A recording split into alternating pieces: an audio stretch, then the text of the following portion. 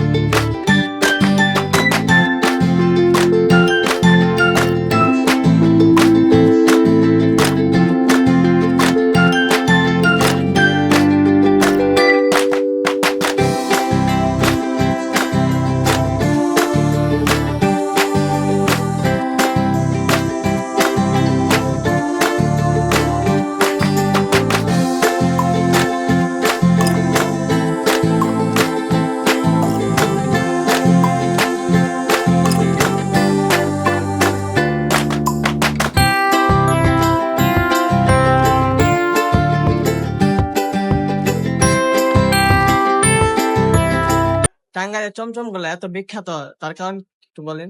Quality ভালো। Quality ভালো। এই টাঙ্গাইলে খাঁটি চমচমের শুধু টাঙ্গাইলে ভালো পাওয়া যায়, তাই না? হ্যাঁ। আর কোথাও মানে পাওয়া গেলে ওটা ভালো কোয়ালিটি না। আমাদের মতো আপনাদের মতো হবে না। ভাইয়া পোড়াবাড়ির চমচম এত বিখ্যাত হওয়ার কারণ কি?